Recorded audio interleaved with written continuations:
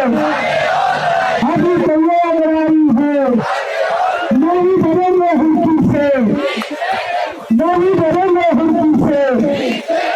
आवाज नहीं आ रही, कर्मचारी एकता, कर्मचारी एकता। बहुत बहुत धन्यवाद अध्यक्ष महोदय। सफेद रुमाल भी है मेरे खाते यार, सफेद रुमाल किसका था यार?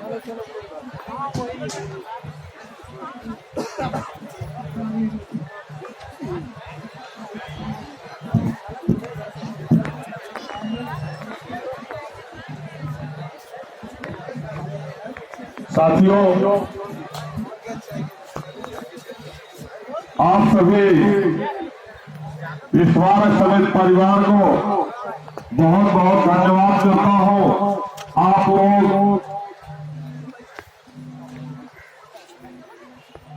हम सभी साथियों के साथ कंधे से कंधा मिलाकर आप सभी निरंतर इस 57 दिवस से संघर्ष कर रहे हैं।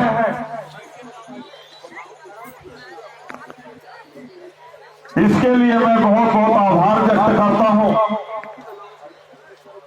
और आगे भी उम्मीद करूंगा कि जब तक हम आप इस मानव समिति में सेवा देंगे तब तक हम आप सभी लोग मिलकर कड़ी से कड़ी मिलकर एक जंजीर की तरह संघर्ष करेंगे और अपनी मांगों को मनवाने का प्रयास करेंगे जिन हकों से हमको वंचित रखा जाए।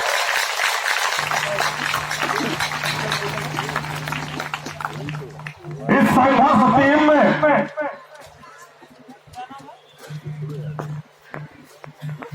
कुछ लोग हिस्सा बने, लेकिन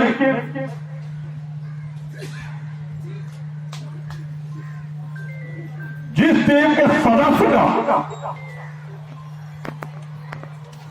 मनोबल मजबूत न हो, उसका संकल्प मजबूत न हो,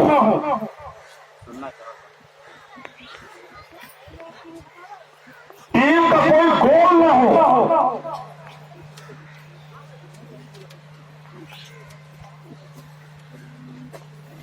तब तक मुझे नहीं लगता है कि वो टीम कभी सफलता तक पहुंच सकती है। आपको एक अपना गोल बनाना पड़ता है, ध्यान केंद्रित करना पड़ता है, आत्मविश्वास को जगाना पड़ता है, तब जाकर के आप अपने मन से, दिल से पूर्ण रूप से मजबूत हो पाते हैं। तभी आप आगे की लड़ाई लड़ सकते हैं, अन्यथा आप लड़ नहीं सकते। अगर आपने मन में यह ठान लिया कि पता नहीं मैं जीतूंगा कि नहीं जीतूंगा, तो आपके मन में पहले से ही संदेह बैठा है।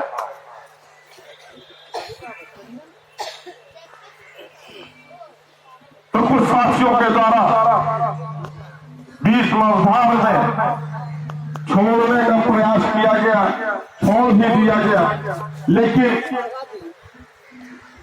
ये हमारा और हमारे टीम का जो भी सदस्य बैठे हैं हमारे,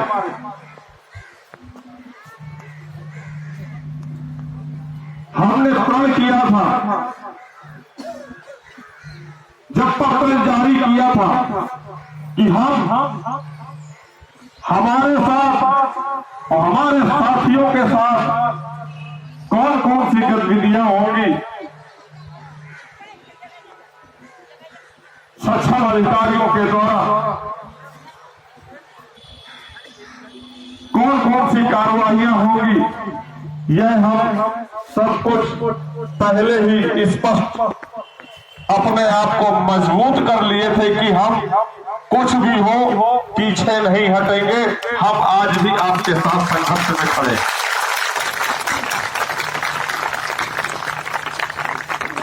जिनको लिख कर देना था उन्होंने लिख करके दे दिया। आज इन 57 दिनों के संघर्ष में हम सभी साथियों ने अपने ही बीच के साथी से 5-6 कर्मचारी हमने खो दिए। उनकी हम भरपाई, उन्हें पुनः वापस तो नहीं लाया जा सकता है, लेकिन इतना विश्वास आपको मैं दिलाता हूं कि बहुत जल्द मैं उसके परिवार को एक सेवा का मौका दूंगा। उसके आश्रित परिवार को एक को नौकरी मिलेगी। वो संख्या की भरपाई हम करेंगे, लेकिन जो हमारा साथी चला गया है हम उसे वापस नहीं ला सकते हैं।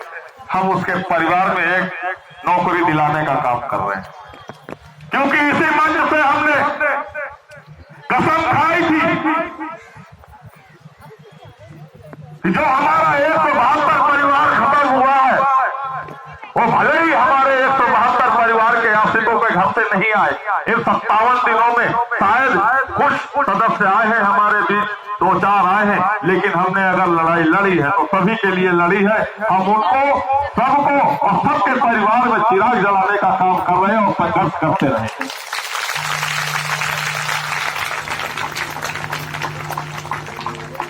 इन साथियों का हमारा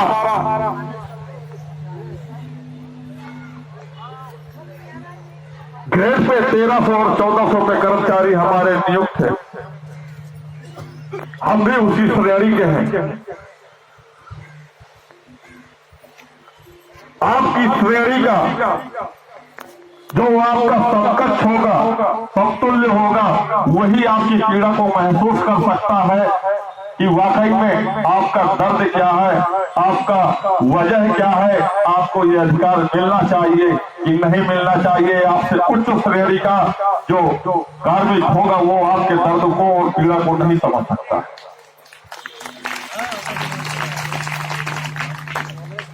यह भी हम आपको दिलाएंगे और सुनिश्चित वेतनमान का लाभ मिलेगा आपको।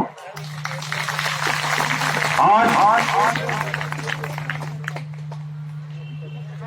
800 करोड़ की जांच हो, जो हमारे वेतन वर्ष से नियुक्ति वर्ष 2011 से वेतन से 10% की जो कटौती की गई है,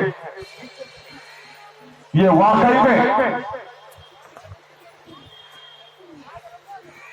हमारे आपके बच्चों के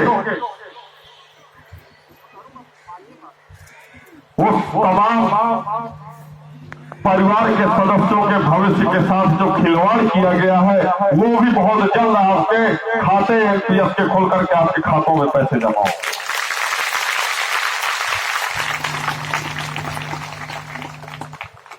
आपकी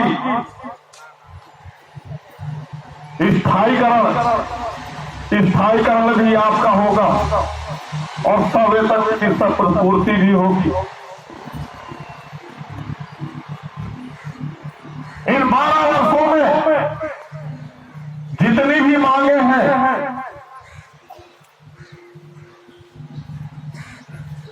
लगभग इतना पूर्ण विश्वास दिलाता हूं कि ये सारी मांगे आपकी बहुत जल्द पूरी हो। आप लोगों ने जो संघर्ष किया है, हमने नहीं किया है कुछ, ये आप लोगों का संघर्ष है। आप लोग जगे अपने अधिकारों को जाना, आपके अधिकारों को छीनने का जो प्रयास किया गया, आपके बच्चों का जो सुनहरा भविष्य जो तय हो रहा था, उसको लेकर के आप लोग चिंतित हुए। यह हमें बहुत अच्छा लगा कि आप लोग जगे, देर से जगे दुरुस्त आए तो मैदान में उस दृढ़ संकल्प के साथ आए। क्यों? क्यों हमारा एक जो नारा था, करो या मरो।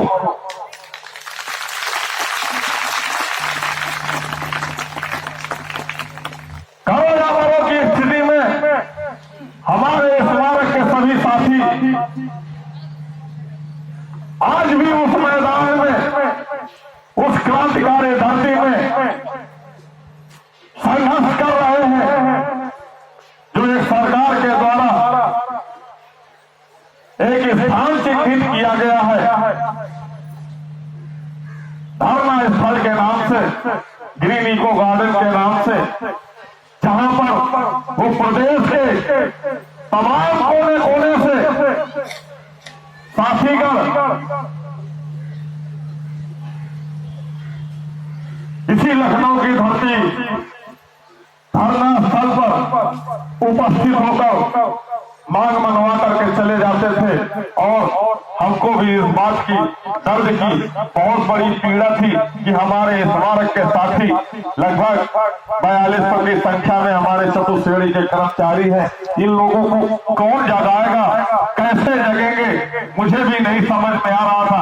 लेकिन हाँ, इतना मेरा मन आत्म विश्वास मजबूत था कि एक बार हम प्रयास करके देख लेते हैं, शायद मेरे साथी जग जाए और हम इस संघर्ष को सफल बना पाए। यह आप लोगों का सार्थक प्रयास रहा है कि आप सभी लोगों ने हमारे मनोबल को, सार्थक प्रयास को टूटने नहीं दिया। आप उस पहाड़ की तरह हमारे साथ कंधे से कंधा मिलाकर खड़े हैं, आगे भी खड़े रहेंगे ऐसी मैं उम्मीद करूंगा। आज इन 57 दिनों के सार्थक संघर्ष में पूर्व में भी कई वार्ताएं हुई, लेकिन सफल वार्ता नहीं रही। प्रथम वार्ता में डराया गया, द्वितीय वार्ता में धमकाया गया, तृतीय वार्ता में निलंबित किया गया,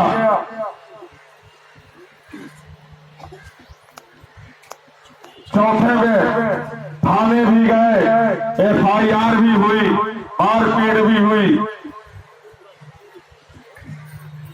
लेकिन यह आप लोगों का संख्या बल को देखते हुए हम पीछे नहीं हटे। वेतन भी रोक दिया गया, निलंबित भी हुए, नोएडा बादलपुर भी स्थानांतरित किया गया। लेकिन हम उसी विश्वास के साथ आप लोगों के साथ उसी मैदान में पूर्ण विश्वास के साथ मैदान में डटे हुए हैं कि हम आप लोगों का जो अधिकार है इन 12 वर्षों में जो नहीं दिया गया है वो आपको दिलाने के बगैर मैं नोएडा बादलपुर नहीं जाऊंगा।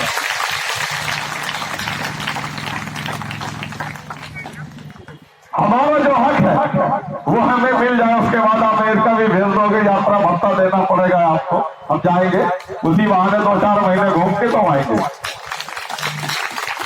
लेकिन आप लोगों का जो ये सार्थक प्रयास रहा और ये जो संघर्ष रहा, ये आंदोलन नहीं, ये महाआंदोलन के रूप में पूरे प्रदेश में नहीं दिल्ली तक इसकी गूंज गई है, जिसकी वजह से आज माननीय मुख्यमंत्री महोदय जी की OSD जी से वार्ता हुई और सफल वार्ता हुई।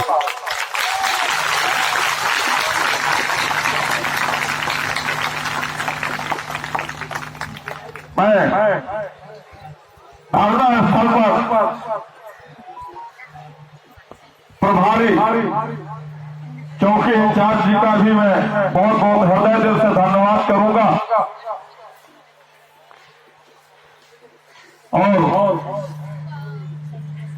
माननीय मुख्यमंत्री महोदय जी के जिन OSD जी से वार्ता हुई है उनको भी चरणों में सादर प्रणाम करूंगा, वंदन करूंगा, अभिनंदन करूंगा। करूंगा कि उन्होंने हमारी मांग को सुचारूपूर्वक कुशलपूर्वक बेचैनी के साथ काफी समय से सुबह से इंतजार करते हुए हमारे साथी वहां पर पहुंचे और सफल वार्ता हुई और सारी मांगों को उन्होंने जायज ठहराया है कि आपकी ये सारी मांगें पूरी की जाएंगी। आज इसी समय माननीय मुख्यमंत्री महोदय जी के समक्ष इस स्मारक समिति के समस्त बोर्ड मेंबर माननीय मुख्यमंत्री समक्ष बैठकर मीटिंग वार्ता चल रही है।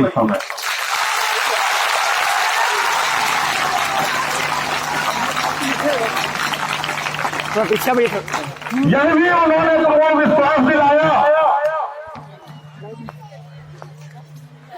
कि आप लोग परेशान मत होना, आप जो कर रहे हैं करते रहो। हमारे ही बीच का कोई सक्षम अधिकारी आपका मांग पत्र का जो जितनी भी मांगे हैं उनमें सब राइटिंग में लेकर के आपके धरना स्थल पर ही आकर के आपका धरना समाप्त कराएंगे।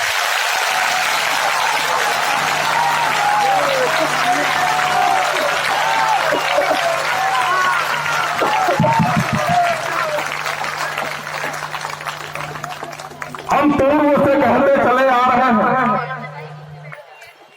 कि आपसी मुख्यमंत्री जो पूर्ण प्रदेश में वापसी की है, हमें इतना पूर्ण विश्वास था उन पर, क्योंकि वो जब मुस्कुराते हैं तो मुझे भी उनकी मुस्कान अच्छी लगती है और जब मैं उनकी मुस्कान को देखता हूं तो मैं भी मुस्कुराने लगता हूं। यह सत्य है कि सक्षम अधिकारियों के द्वारा उन तक हमारी मांगों पर सही जानकारी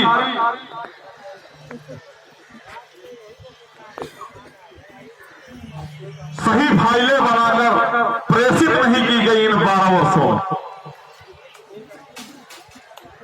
माननीय मुख्यमंत्री महोदय जी ने संज्ञान में ले लिया और बुला भी लिया। जहां तक हमें आवाज पहुंचानी थी, हम तो माननीय मुख्यमंत्री महोदय जी तक आवाज पहुंचाना चाहते, तो ये तो हमारा आपका सौभाग्य है, हमारे संख्या बल का सौभाग्य है जो प्रदेश से नहीं दिल्ली तक आवाज पहुंच गई।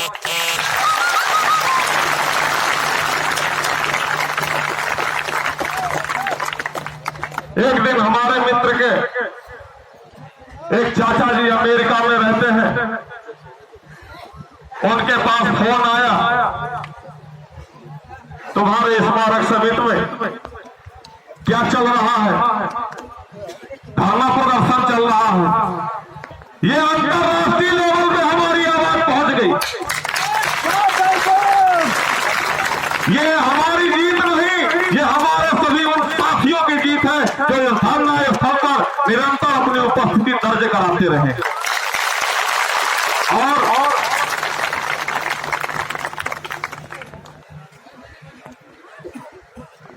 इसी तरह संख्या बल का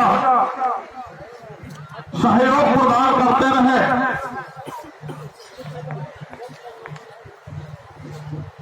इसलिए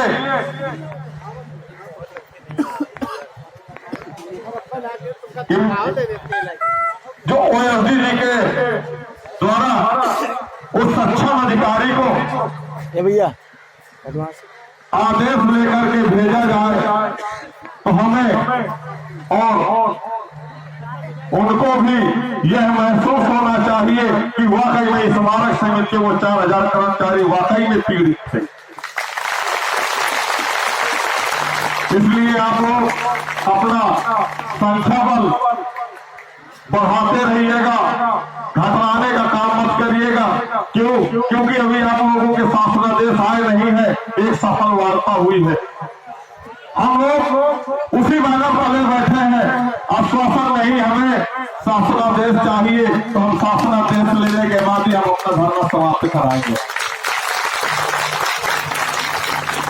57 दिन हुए हैं, हो सकता है कि 60 पूरे ना हो सकता 60 पूरे हो जाए, 65 भी पूरे ना हो।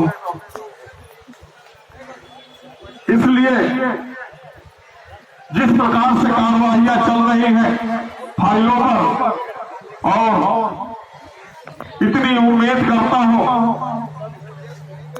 माननीय मुख्यमंत्री महोदय जी से कि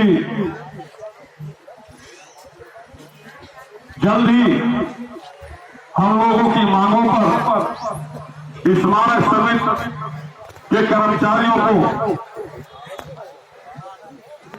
वो खुशियां, वो जो खुशी होनी चाहिए स्मारक समिति परिवार में, वो जल्द ही आप लोगों के बीच उपहार में अपना आशीर्वाद प्रदान करेंगे।